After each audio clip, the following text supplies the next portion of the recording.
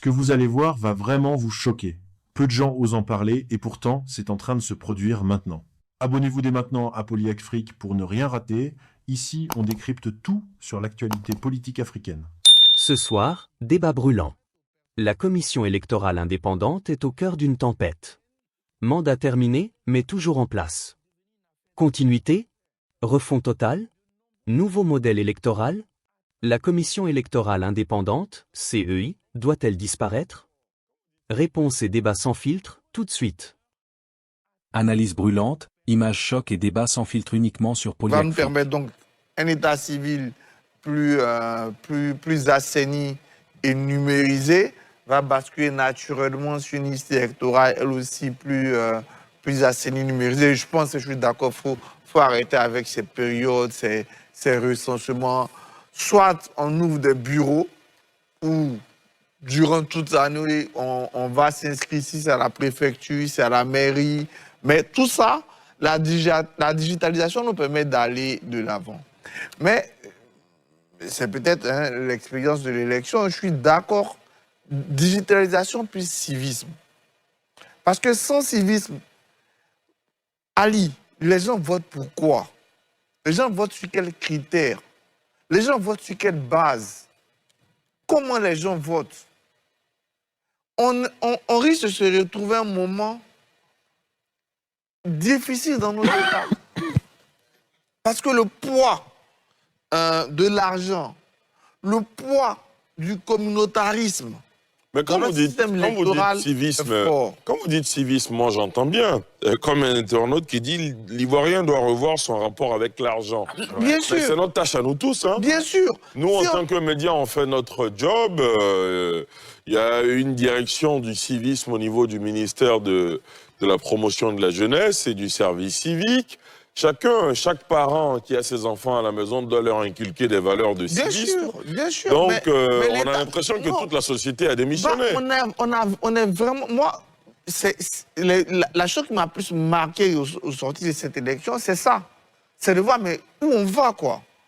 Parce que des gens qui...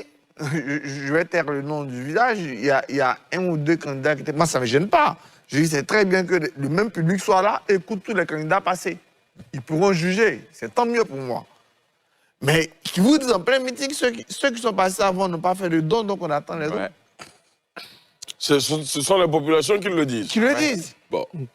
Mais les gars, l'électeur, certains électeurs se positionnent, vraiment c'est l'heure de la traite. Et comme on n'encadre pas aussi les dépenses, on n'encadre pas tout ça, souvent même la dernière fois je partais à Bandoukou, mais sur la route, il y avait un déséquilibre incroyable. Quand tu vois le nombre de pancartes, de photos que tu vois d'un camp, et tu ne vois même pas les autres. Il faut qu'on réfléchisse à ça, à comment parce qu'on risque, quand tu dis ton budget de campagne à tes amis qui sont en France, ils se demandent si tu es malade. Parce que ça fait 5-6 fois pour le même espace électoral. Parce que entre les dons, entre les ceci, les cela, on est vraiment... Stop. Ce que je vais vous montrer juste après, très peu de gens étaient prêts à le voir. Si vous êtes encore là, c'est que vous faites de ceux de vraiment comprendre. Il faut qu'on s'arrête sur le civisme dans notre pays, sur le poids du communautarisme aussi qui est trop important dans notre pays. Il faut qu'on réfléchisse à ça, sinon on va arriver à des élections où les idées... Mais quand on fait campagne, moi j'ai envie de dire, regardez les discours de campagne. Vous pouvez aller sur les pages des différents candidats, prenez le temps d'écouter. Il n'y a rien qui est idée, il n'y a rien qui est programme. Il n'y a rien. Très bien. Honorable Guillaume Bateau. Allez, on se rend bien compte au cours de ce débat qu'on parle de tout sauf de la commission électorale indépendante.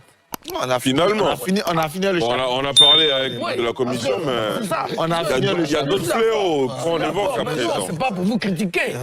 Pour dire qu'en vérité, ce qu'on reproche à la commission électorale, c'est vraiment minime. Non, c'est pas que beaucoup est plutôt dans le comportement des citoyens ivoiriens. Et que ça, pour régler ce problème, peut-être que vous avez posé la question, peut-être que c'est le pape qu'il faut envoyer. Parce que je ne sais pas qui va régler.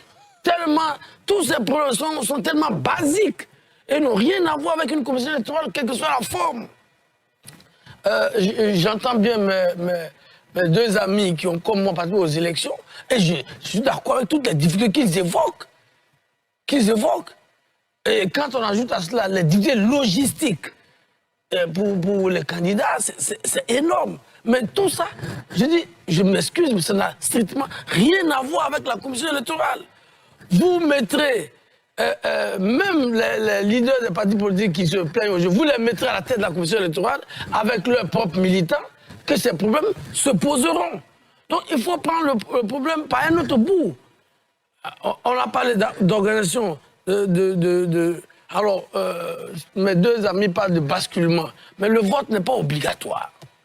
Je pense aussi que le recensement électoral est un moyen aussi de tester l'engagement des citoyens. Mais justement, Guillaume, dans les réformes à venir, peut-être qu'il faudrait rendre le vote obligatoire. Ça fait partie de la réflexion. Moi, je suis... Sait-on jamais. Oui, moi, je suis pour que le vote ne soit pas obligatoire. Voilà. Que chaque citoyen, quand on dit qu'il y a le recensement électoral, qu'il prenne conscience que je dois participer aux élections et qu'il se lève, parce que c'est un acte citoyen. Aller se faire inscrire sur la liste électorale quand on a 18 ans. Je pense qu'il faut aussi responsabiliser. Il ne faut pas déresponsabiliser les citoyens. Et il faut que le vote ne soit pas obligatoire. Il faut que les gens aillent se faire recenser. Il faut qu'ils suivent le processus. Parce que, je vous dis, depuis quelques années, depuis, je crois, la 2 présidentielle, le vote se fait samedi.